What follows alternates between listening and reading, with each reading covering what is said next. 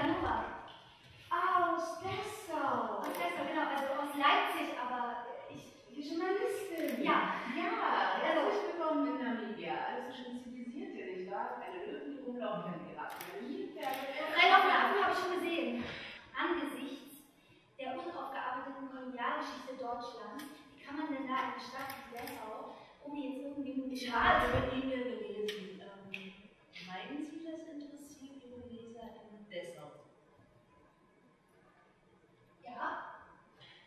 Die Kolonialgeschichte spielt eine Rolle, aber ich glaube hauptsächlich wegen der Ausländer, die ins Flugzeug stellen, die hierher kommen und die diese ganze Geschichte wieder aufkochen müssen. Ja?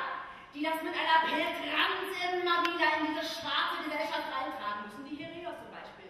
Die verlangen heute noch Reparationsleistung für das damals begangene Unrecht, das man ihnen angetan hat. Oder Völkermord, wie die das nennen. Mein Gott, dieser Krieg ist 100 Jahre her, wen soll man denn kompensieren? Für was? Als die Hereros die Buschmänner ausgeraubt haben, ausgeräuchert haben, da hat er auch keine anderen abgekriegt. Da müssten wir so heute noch bei den Reparationsleistungen bei den Römern mal was abholen dürfen. Dianas Seele ist vernarbt wie die Erde Afrikas. Diana und ich, wir sind unterdrückt worden. Diana und ich, wir sind unterworfen worden. Wir sind immer arm gewesen, Diana und ich. Immer. Weil du uns unsere Diamanten gestohlen hast. So kannst du auch übertreiben.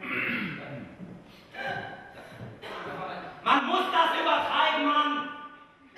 Sag mal, Entschuldigung, ich kann auch zu Hause bleiben und mir Avatar im Fernsehen angucken und mir denken, dass das schlimm ist, was wir mit den Urwaldvölkern auf der Pandora da anrichten. Mann! Wenn ich das hier ernst nehme und wenn ich denen da drüben gerecht werden möchte auf ihrem Kontinent voller HIV-Positiver, dann muss ich das hier ernst nehmen, verdammt nochmal.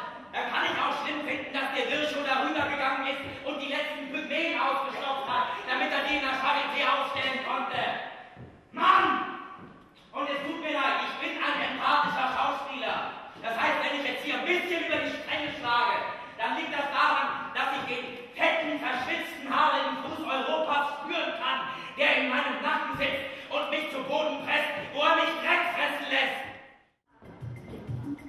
Hallo und herzlich willkommen hier zu unserem betonten weißen Heimatabend im Botswana in der Richard-Wagner-Straße hier in Rio, wo wir die schönsten deutschen Weisen singen. Alle, die wir können, alle, die wir aus der Heimat mitgebracht haben.